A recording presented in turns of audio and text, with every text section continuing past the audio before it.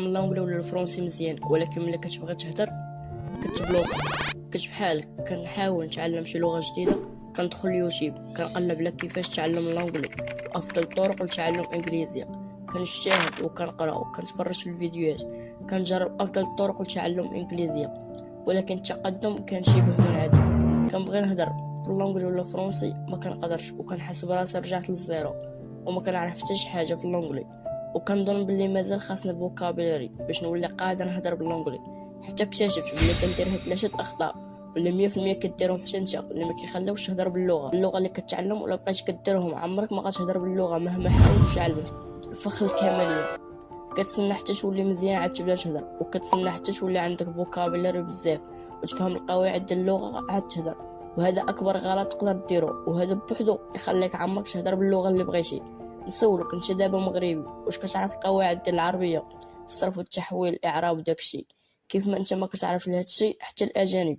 لذلك هدر، ما تبقاش تسنى حتى تولي خبير في اللغه، عاد تهدر ودير فراسك باللي اللحظه المثاليه عمرها غتكون انت الاول، وما تبقاش تقول حتى نتقن اللغه عاد نهضر، بحال كتقول حتى نتقن السباحه عاد ندخل الماء، وحتى اللغه بحال ما هكا. الخطا الثاني التركيز على القواعد، كتبقى تحفظ في القواعد اللي ما غاديش تستعملهم في حياتك اليوميه، والمشكله انك ملي كتبغي تهضر كتبلوكا وما كتعرفش ايش غتستخدم، واش سامبل باس ولا الكونديسيونيل، وفي الاخر كتعقد على راسك وكتختار تسكت.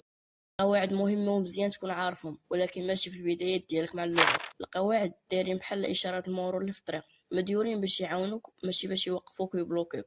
واخر خطا اللي جميع المبتدئين في اللغه كيديروه وكيظنوا باللي شي حاجه مزيانه، وهو العكس تماما اللي مخليهم ما يزيدوش لقدام، واللي هو تعلم عن طريق كلمات واللي ما عندك ما دير بهم. بزاف ديال الناس كيمشيو يقلبوا على الترجمه ديال شي كلمات ما غيستعملوش في حياتهم اليوميه. مثلا واحد الدومين ديالو التجاره وكيمشي يقلب على كلمات بحال اوربيت اللي عندها علاقه بالفضاء وما عندها حتى شي علاقه بالتجاره. بالمناسبه اللي عارف المعنى ديال هاد الكلمه يكتبها في التعليقات.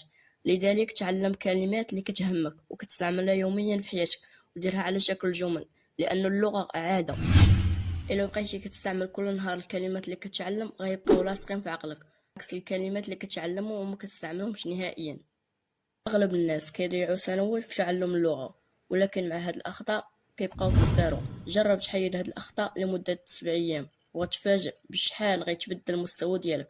كل فيديو هنايا عنده هدف واحد، يعاونك تولي افضل نسخه من راسك ويعاونك تحقق الاهداف ديالك خطوه بخطوه، وكنشارك معك افكار اللي تقدر تبدل حياتك. الا كان عندك نفس الهدف شرفنا بديك فولو وصيفط الفيديو لشي واحد عارفه مهتم، ومرحبا بك في العائله.